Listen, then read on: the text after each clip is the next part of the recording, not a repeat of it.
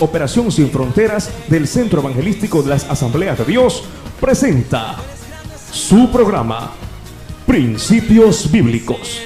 Para siempre es su misericordia, porque grande es Él y para siempre. Gloria a Dios, nos gozamos de estar aquí en la casa de nuestro Dios en esta noche. Yo le pido, amado hermano, que abra su Biblia en el libro de Primera de Reyes, capítulo 17. La lectura de la palabra la hacemos en el nombre del Padre, del Hijo, de su Santo Espíritu. Primera de Reyes, capítulo 17, verso 1 al 5, dice así: Entonces Elías Tisbita, que era de los moradores de Galad, dijo a Acab: Vive Jehová, Dios de Israel, en cuya presencia estoy, que no habrá lluvia ni rocío en estos años, sino por mi palabra.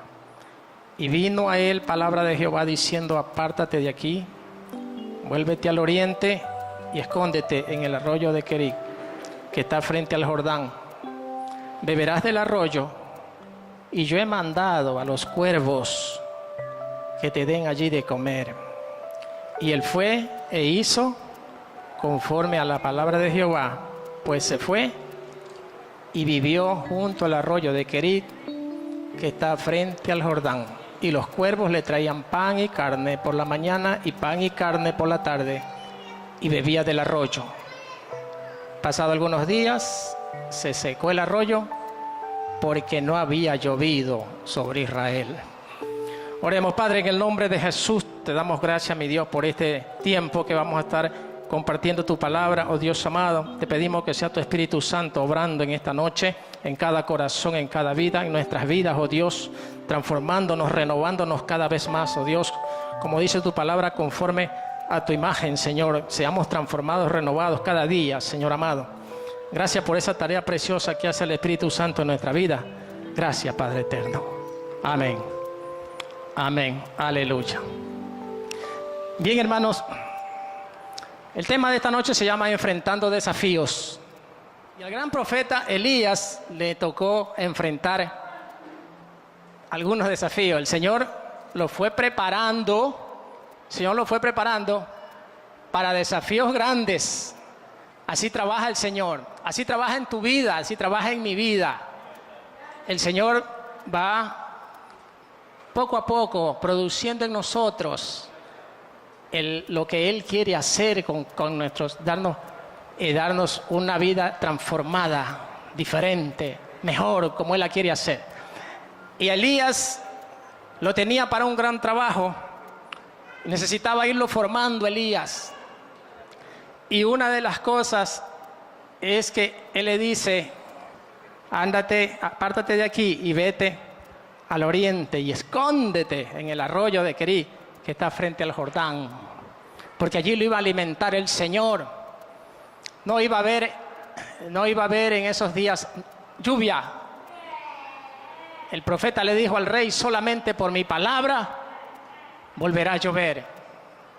Mire esa seguridad de este hombre, hermano, porque él conocía quién era Dios y que Dios lo estaba respaldando. Entonces él dice: solamente por mi palabra volverá a llover aquí en Israel, le dice al rey. Y luego se va y el Señor le muestra maravillosamente cómo lo sostiene a él. Aunque el pueblo estaba pasando, empezó a sufrir porque no había agua. En el pueblo se comenzó a sentir el hambre, se empezó a sentir la escasez de agua. Pero a Elías no le faltó. Él tenía un arroyo ahí al lado de él para tomar agua todos los días. Y los cuervos le traían su comida todos los días. Entonces Elías estaba muy bien, estaba cómodo, ¿verdad? Como estamos nosotros ahorita, tranquilo, contento aquí. Entonces Elías está viendo la provisión de Dios en su vida. Pero luego pasó algo, sucedió algo, el arroyo se secó. Entonces ahí también ya le comenzó a afectar a él. Si el arroyo se secó ahí, quiere decir que en otros lugares también ya estaba secándose las aguas por todas partes. Y eso es señal de ruina, hermano, señal de escasez, señal de necesidad, de crisis. Entonces Dios le dice, como Dios lo estaba preparando a Elías, le dice, ándate. En el verso 8 dice, vino luego a él palabra de Jehová diciendo, levántate, vete a Sarepta de Sidón y mora allí. He aquí, yo he dado orden allí a una mujer viuda que te sustente. Hermano, a mí lo que me llama la atención es que Dios está en el asunto, es que Dios está preparado para toda circunstancia. Se acabó el agua en el arroyo, muy bien, ándate de ahí, ándate a Sarepta de Sidón, allá hay una viuda, y yo he dado orden a esa viuda para que te sostenga. Hermano, Dios no te manda a un lugar y te deja allí a ver cómo tú vives, a ver qué puedes hacer, ¿verdad? Él te manda, pero te manda con la provisión. A donde sea que tú vayas, a donde sea que tú estés, el Señor tiene presente que tú necesitas tu provisión. Y le dice, ya, y en ese lugar no había que comer. Esta mujer viuda apenas tenía por ahí un poquito de harina, iba a preparar unas tortas para comer y morirse ya con su hijo. Y llega Elías y le dice, prepárame a mí primero,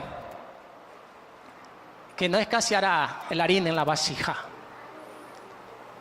Entonces esta mujer obedece porque ya Dios le había hablado. Ya Dios le había hablado a ella. Eso es lo que me llama la atención. Cuando Jesús también le dice a sus discípulos, vayan y tomen un pollino allá y tráiganmelo. Y si le dicen algo a la gente de ahí, díganle, el Señor lo necesita, nada más. Entonces, ya para mí, ya Dios le había ordenado a esa gente, al dueño del pollino, si alguien viene a pedirlo y te dice que el Señor lo necesita, envíalo. O sea, Dios está en el asunto, Dios está pendiente de todo, ¿verdad? También cuando le dice a los discípulos, voy a preparar la cena, le mandó de un hombre que le dijo, préstame tu aposento que yo voy a posar allí, y el hombre se lo dio. Porque a lo mejor ya Dios había tratado con él en sueños o audiblemente, quién sabe cómo, pero ya Dios había tratado. O sea, Dios no deja las cosas así en desorden, sino que todo lleva según su voluntad, un buen orden. Aleluya. Y entonces Elías aquí va a vivir allí, en la casa de esta viuda, y ve cómo maravillosamente la harina, cada vez salía harina, ellos cogían harina para prepararse tortas, comida, pan, lo que sea, y la vasija vuelta subía. Hermano, Dios lo estaba preparando a Elías para que su fe crezca, para que su fe sea fortalecida, porque le esperaban días difíciles, hermano. Así nos puede pasar a nosotros, y nos ha pasado también. Nos han llegado momentos duros en nuestra vida, que nosotros hemos dicho, pero ¿por qué a mí? ¿Por qué, Señor? Pero ya el Señor nos estaba preparando para ese momento. Y sucede que pasó, así mismo dice la palabra, pasó mucho tiempo y todo bien. Estaba otra vez tranquilo el profeta, la señora ahí, la viuda tenía que comer en la casa, esa casa fue bendecida. Pero sucedió otro acontecimiento. Dios siempre se va moviendo en la vida de Elías. Ahora, ¿qué pasa? Se enferma el hijo de la señora donde él estaba hospedado y se pone gravemente de muerte. Y la señora le dice, varón de Dios, tú has venido a mi casa a recordarme mis iniquidades a tal punto que hasta mi hijo va a morir. Entonces Elías dice, espérate un momento, coge al muchacho y clama a Dios. Y le dice, Jehová de los ejércitos, aún en la casa donde estoy morando, vas a hacer morir a este niño. Y comenzó a clamar por ese niño y se echó sobre él hasta que este chico volvió a la vida. Porque Elías rogó por el alma de ese niño. Y el Señor hace volver el alma de este niño y recobra la vida. Entonces Elías se queda viendo todo esto. Imagínense, hermano, tantas cosas que estaba viendo Elías. Eso era formando su carácter, estaba formando su personalidad, estaba formándolo como profeta de Dios.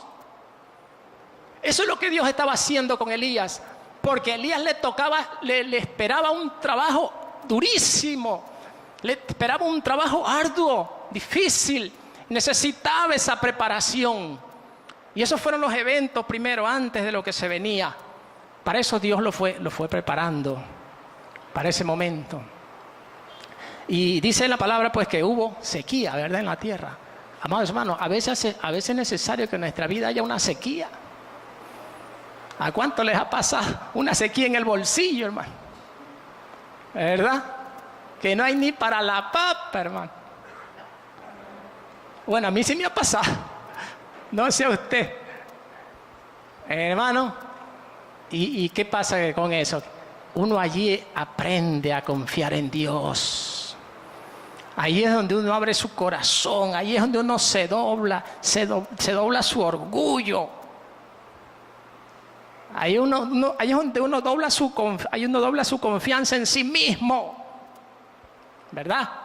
Y empieza a confiar en Dios. Porque a veces confiamos en nuestro empleo. No, yo tengo mi trabajo. ¿Cuánto necesita? Yo me acuerdo cuando yo tenía mi trabajo, yo ganaba más o menos. Mis hijos me decían, papá, toma, hijo, no te preocupes, plata es lo que más tengo. Aleluya. Cuando estuve enfermo en el hospital no tenía ni 2 reales. ¡Ay! Mis hijos se reían cuando se acuerdan. Ay, papá, ¿y qué pasó? No sé, le digo a mi hijo. Yo siempre le decía que un chivito es el que me daba la plata a mí. Un chivito me da la plata, pero no sé qué se echó el chivo. Se me ha ido lejos el chivo. Se murió el chivo. Entonces, hermano, a veces necesitamos esa sequía, hermano. ¿Para qué? Para formarnos. A veces Dios permite esas situaciones, a veces permite esos momentos, hermano, esas sequías económicas, esas sequías de salud, ¿verdad? Se nos enferma un hijo y andamos desesperados, hermano. Ahí es cuando doblamos de verdad rodillas. Yo he llorado una vez, lloré por un hijo que estaba mal, hermano. Créame, me tiré como más de casi 2 horas, hermano, de rodillas, llorando y clamando a Dios por ese muchacho. Hermano, esos son los momentos en que Dios te levanta espiritualmente. A veces uno menosprecia esos momentos y dice, ¿por qué tengo que pasar yo que soy de mala suerte, que me pasa esto, que me pasa el otro? No, hermano, Dios a veces nos está preparando allí, nos está formando. Así que alaba al Señor, aleluya, dale un aplauso, gloria a su nombre, aleluya, gloria a Dios, gloria al Señor. Decía una vez un gran predicador, un venezolano, él decía, cuando Dios te dé una cachetada en la cara, deja correr las lágrimas y dile gracias, gracias, porque hasta a veces eso necesitamos, hermano, una que nos dé, para que te pongas derechito, porque te estás yendo ya por otro lado, pues el Señor tiene que hacer algo, pues si no quiere que se vaya, no quiere que te pierdas, por hermano. Entonces Dios tiene que, con esa manota que tiene uno solo, te pone de nuevo derechito, hermano. Aleluya. Y así nos decía este pastor. Gloria al Señor. Bien. Dice en el capítulo 18, verso 1, dice, pasados muchos días, vino palabra de Jehová a Elías en el 3er año, diciendo, ve, muéstrate acá, y yo haré llover sobre la faz de la tierra. Mire, le da una orden a Elías. Ya primero lo cargó caminando por diferentes lugares. Y después le dice, no lo encontraban, hermano. Ese rey lo anduvo buscando. Lo buscaba Elías por todas partes. No lo encontró nunca.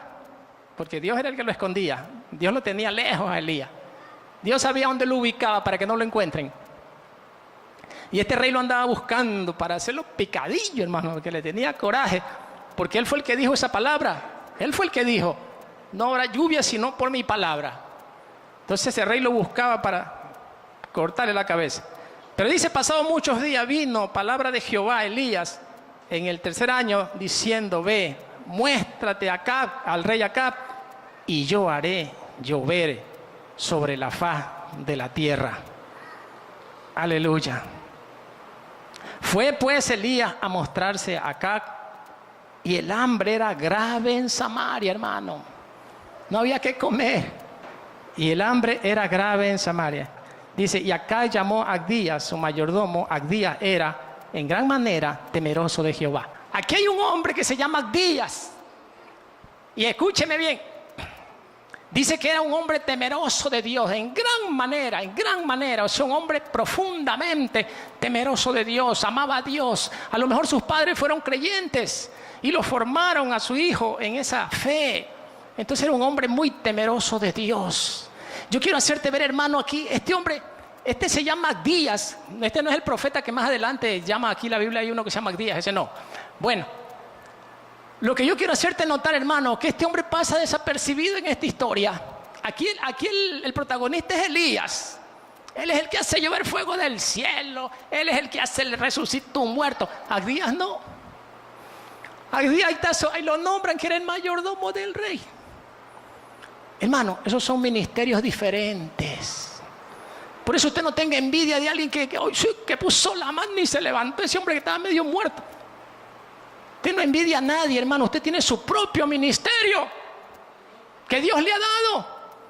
A lo mejor usted tiene un ministerio de enseñanza. Usted tiene un ministerio de consejería. Otro tiene a lo mejor, qué sé yo, espíritu de revelación. Bueno, déjelo pues. Ese es su ministerio. Así que usted no se preocupe por eso. Dios le da a cada uno como Él quiere. Y este hombre aquí aparece como que no hace nada. Era simplemente el mayordomo del rey. El que le sirve al rey. Pero este hombre, hermano, hace una labor increíble ahí en el palacio. Escúcheme, no había comida, no había agua y él lo sustentó. Porque él era el mayordomo en el palacio. Entonces él sabía cómo hacer cualquier finanza, arreglaba las cosas para mandarle comida a esta gente. Para cuidarlos. Primero, que Jezabel no sepa dónde están. Los tenía escondidos. Mire el trabajo que estaba haciendo este hombre. Un trabajo humanitario, pero un trabajo para Dios. Cuidando la vida de estos profetas. Y jugándose el pellejo él, hermano. Porque Jezabel no era cualquier cosita, era el mismo diablo esa mujer. Era descendiente de sirios, de no sé dónde era esta mujer. Se idólatra de nacimiento. Llevaba en el alma la idolatría. Entonces este hombre se estaba jugando también su vida por esos profetas. Y usted sabe lo que es alimentar a 100 hombres todos los días, llevarles la ración de comida y el agua, llevarles tinajas de agua. Era un trabajo duro, hermanos. A lo mejor había gente que le ayudó a él, porque él solo no iba a hacer ese trabajo. Había gente que estaban con él, pero lo hacían escondidito, ese trabajo, mire.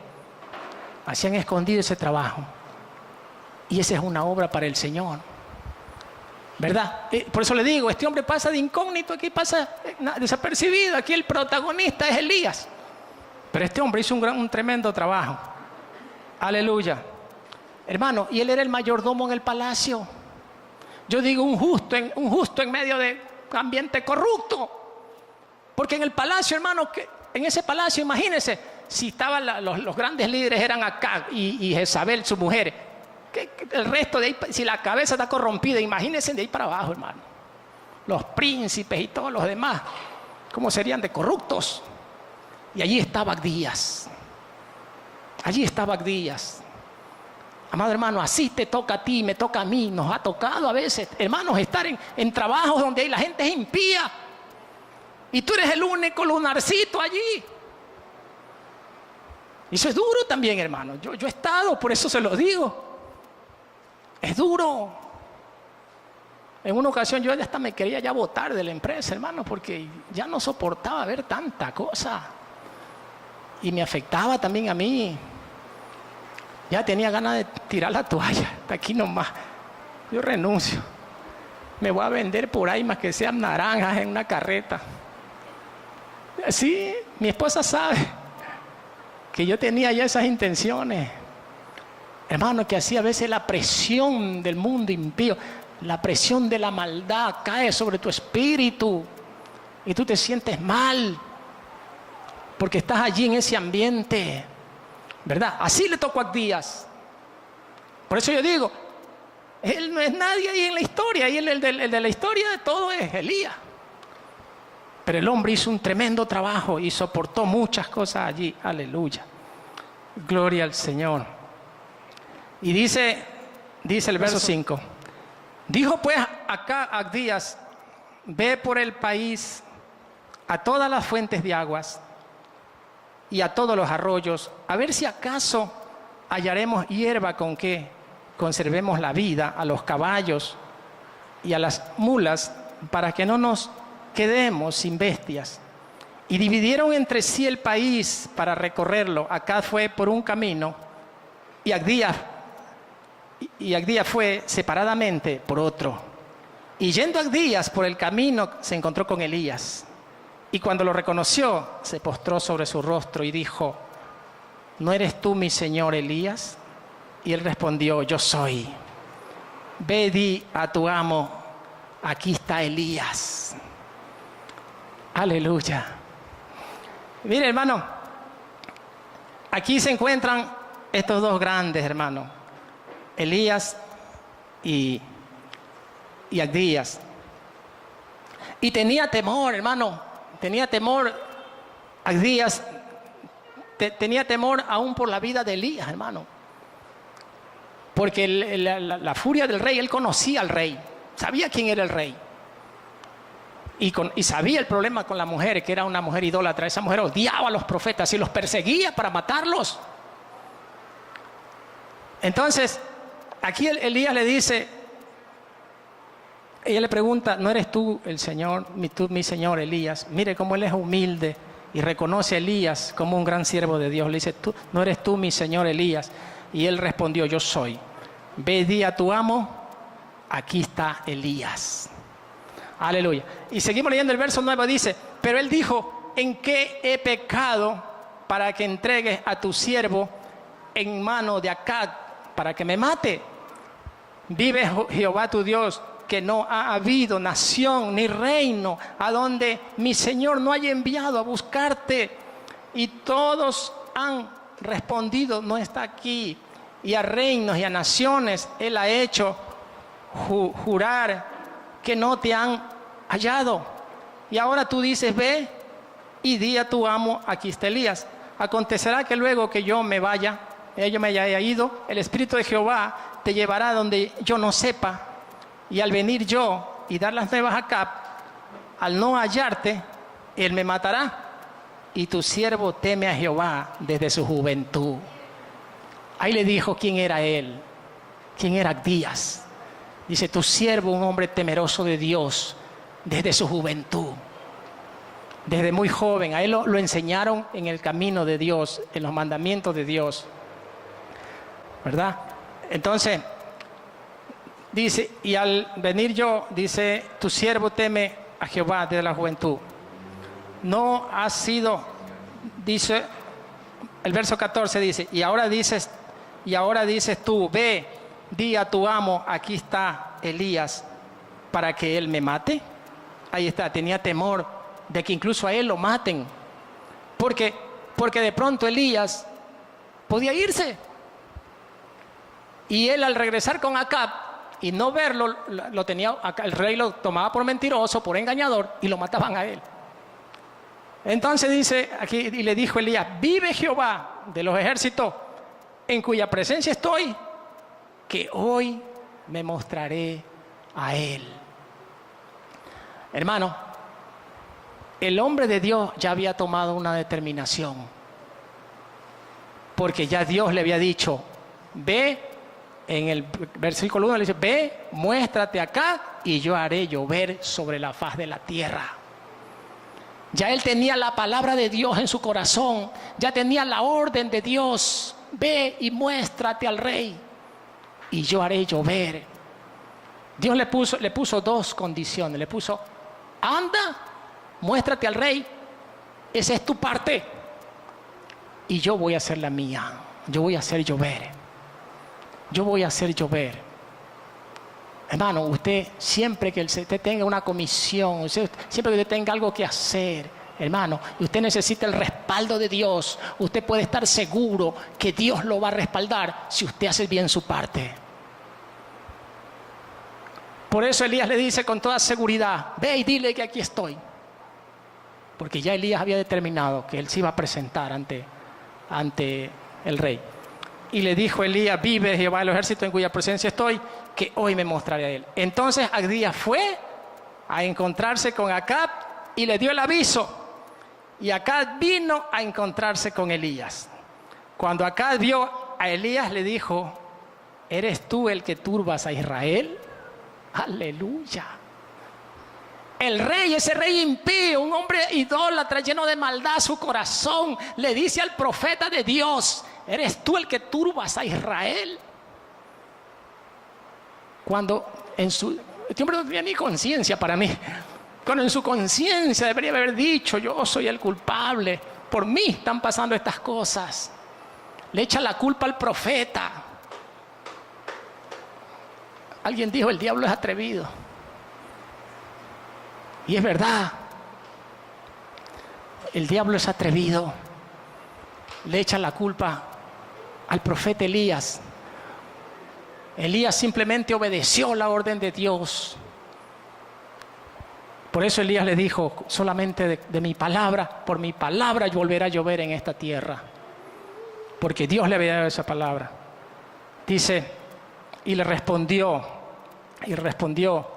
yo no he turbado a Israel, sino tú y la casa de tu padre, dejando los mandamientos de Jehová y siguiendo a los Baales. Elías le enseñó quién eran los que realmente estaban turbando al pueblo, a Israel. ¿Quiénes eran? No era él. Así como Jesús le dijo a los sacerdotes, a los fariseos, a los doctores de la ley: hipócritas, sepulcros blanqueados, recorréis cielo y tierra para hacer un prosélito y lo hacéis más digno del infierno que vosotros. ¿Verdad? Esos son los verdaderos que turban la ciudad, esos son los culpables. No es la palabra de Dios, no son los profetas de Dios, no son los siervos de Dios los que turban una ciudad, ni a la sociedad, ni a la gente con predicar la palabra de Dios. Es el pecado. Es el pecado que mora en el corazón del hombre impío, el que turba, el que ocasiona tanta tragedia. Es el pecado que mora en el corazón de los gobernantes. Por eso ahora se están aprobando leyes tontas, injustas, que se van contra la ley de Dios. Están aprobando el consumo de droga, de marihuana, aborto, homosexualismo y tanta cosa. Y el pueblo se está desviando.